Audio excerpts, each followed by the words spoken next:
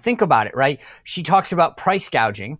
Their policies gave us inflation. Then they want to talk about corporations price gouging. You talk about crime, their policies. She wants to literally let criminals out of jail. She talked about funding the Minnesota Freedom Fund to get people out of jail. Then they want to talk about being tough on crime. She wants to talk today about helping businesses who her policies have crushed. I've never seen in 30 years in politics somebody on so many opposite ends of issues. I mean, fracking, you go down the list over and over again. And she is, I mean, Peter Navarro had this piece in the Washington Times where he called Tim Walz the Manchurian candidate. I feel like she gets away with being, tell me what you want me to be for, and I'm for it. It's, she's getting away with it. And of course it's unjust. And I understand the grievance that the Trump campaign might have. But yeah, people are going to be voting in a few days. And on top of that, in these battleground states, when you have so much money, so much media, we're getting near the point here in another month where it's all going to be wallpaper. The ability to change the race is going to diminish as you get closer to the end. Now is the time to start. Let Kamala Harris debate Kamala Harris. Which one is running? And it's not just that she's liberal and she's hiding it. What that tells you is she's more the same. She's just another politician. This whole campaign she's got that she's changed and fresh and new. No, she is the illness from which America suffers, which is self-serving politicians who tell you one thing, do another, and they have destroyed the country. And it's destroying people's lives. Look at what happened with the withdrawal from Afghanistan. There's a perfect example of lives she has destroyed and is ignoring and hasn't talked to those people. Those are all things I'd be hitting her on right now, as opposed to saying, gosh, she's really not having any press conferences. Yeah, I just don't think I get it. I'm pissed off. I think that it's ridiculous what she gets away with, but I don't know that it moves anyone. And so No. being mad, it doesn't get you anything. And so you've created some of the most iconic ads over the last few decades. You're a message guy. You mentioned the amount of money that's being infused right now. So what if they have to put up an ad right now? I mean, we know they're going to, saying, here's what we want people to know about us or her in 30 seconds. What should it be? What should the focus of that ad be in 30 seconds? I would start with, she says she cares. She says she cares, but does she? She left the border open, and women who went out for a jog ended up running for their lives. She says she cares, but the inflation she's caused has destroyed families around the dinner table. You go to the grocery now and you can't, and you have to think about what you can afford to feed your family. She says she cares, but people have their businesses have been burned, their families destroyed again, and now she doesn't want to. And now she's changing her position on everything just to get reelected. Who does she care about, you or her? Kind of like, hey, she's a typical politician. She'll say what she has to say, right? There's nothing new about Kamala Harris. She's more of what Washington's got now. That's it. I think we got to tie her to being a typical politician. If you can block her path to the future, block her path to being changed, this whole fresh thing is a lie. And one thing is being wrong on the issues and trying to flip away from them. But when you do that, you say something about yourself and what she's saying about herself. It's a character issue. When I talk to campaigns, tell them about the law of the car keys. If I'm going to give you my car keys to take me somewhere, what do I want to know? One, where you promised to take me, right? What's the destination? But just as importantly, I want to know who you are. Right. Can I trust you to take me there? She's cut a Faustian bargain, a deal with the devil. She's sold her soul for her to get reelected. And you can't trust somebody like that. We know those people, and she's one of them. And that's what's wrong with the country.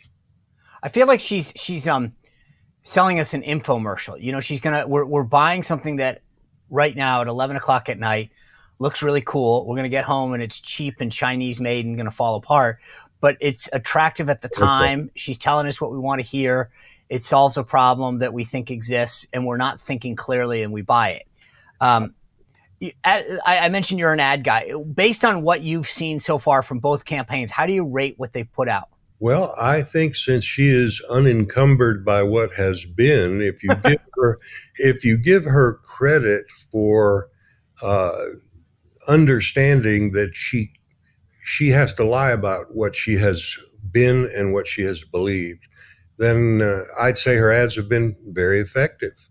She's out there creating this whole new persona, and I think hey, I love the middle class. Same people I've screwed for my entire leftist career, and I think she's been very effective in not justifying the change. To me, she lost the election at the convention Why? when because she flipped on everything and didn't tell you why. And that was her moment when she had a national audience to say, you know what? I've been vice president 3 years.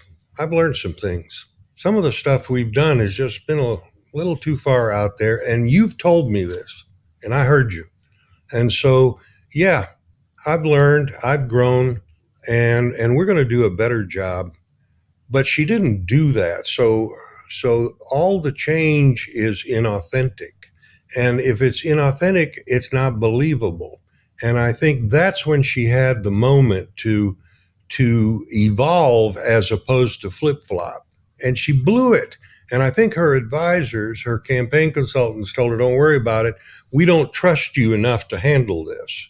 So we're going to change your positions and we're going to barrel through this. And it's almost insulting and arrogant and condescending to voters. The little people won't notice. They won't care. And I think I've always believed that when you're dealing with criminals and politicians, you've got to talk about motive. Why are we doing this? And she didn't. Do you think it's interesting that you say that about the DNC? I felt like that CNN joint interview was her opportunity Another to and it came across to me, and it wasn't just me. I get it. I'm not for her, and so she wasn't trying to impress me.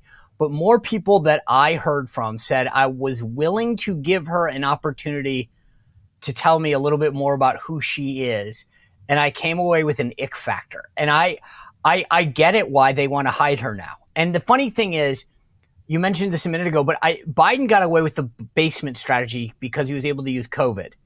And I think to your point about her handlers, this is their strategy. Like we'll roll her out. She'll give us speech.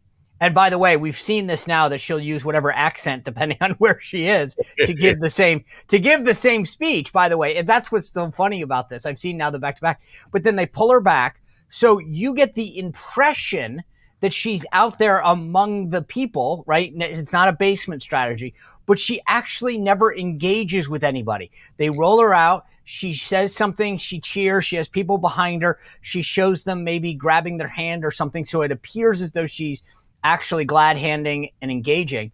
But then she never does. And I get it after that interview. I was like, I wouldn't let her talk to anybody either. You saw it on the tarmac the other night when those folks came back from the Evan Gersovich came back from Russia, and she couldn't even say, I'm excited that they're back. She had to give a word salad.